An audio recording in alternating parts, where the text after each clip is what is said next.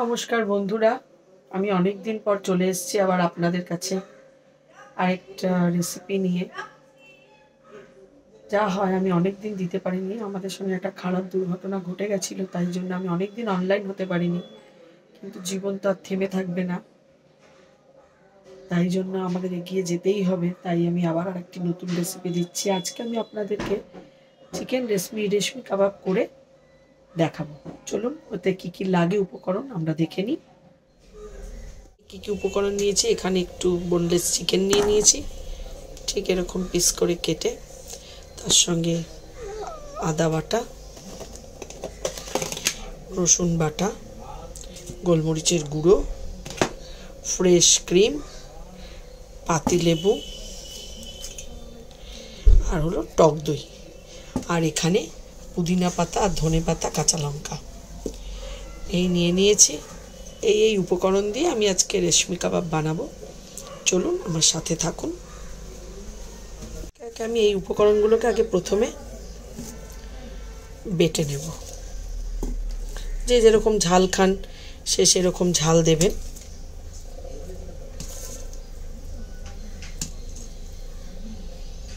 চলুন এটাকে আমরা বেটে নিই আগে।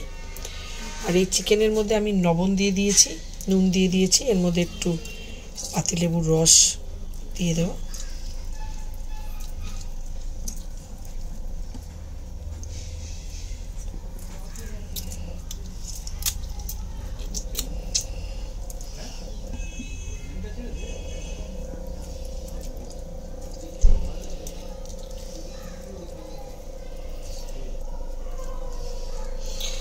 রস দিলাম, আদা বাটা দিলাম,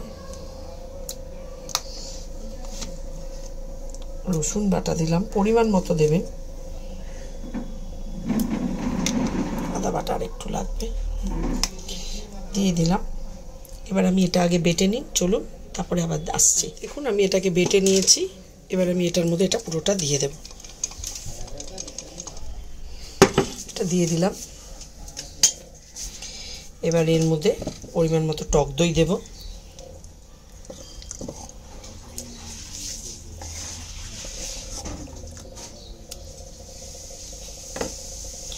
ফ্রেশ ক্রিম দিয়ে দেব,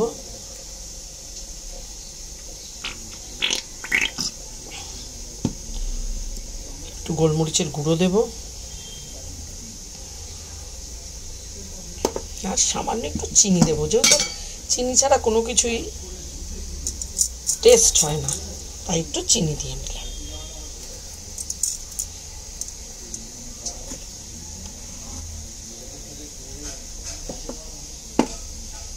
এবার এটাকে আমি ভালো করে মেখে নেব।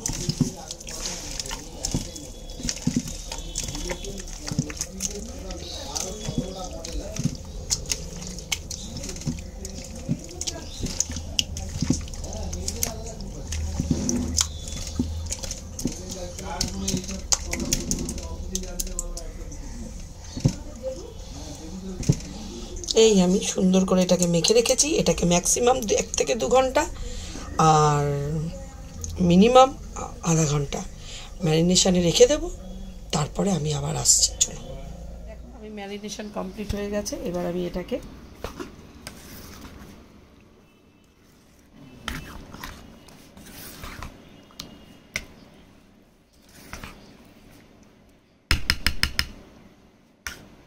এই যে আমি এরকম ধরনের স্টিক কাঠি নিয়ে নিয়েছি। এবার একটা একটা করে, এরকম না হলে কেউ স্টিকে না ঢুকিয়েও প্লেন ভেজে নেওয়াও যায়।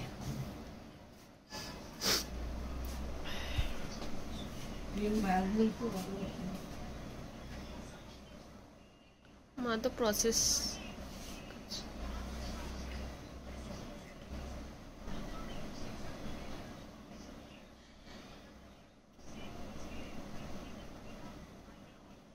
আমি তিনটে তিনটে করেই ঢোকালাম, ঢুকিয়ে নেব।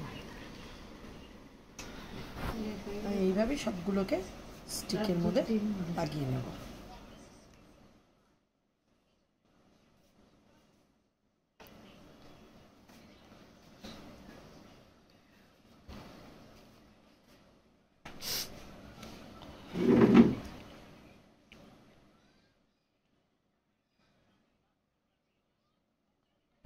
ছোট তো ওই জন্য আমি 3 পিস করে লাগালাম।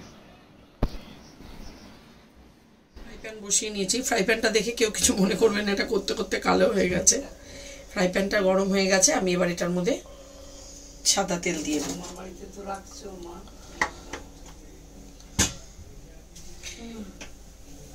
তেলটাকে ভালো করে গরম করে নেব। গেঁথে নিয়েছি, এবার এখানে তেলটাও গরম হয়ে গেছে। এবার আমি এক এক করে ভেজে নিই।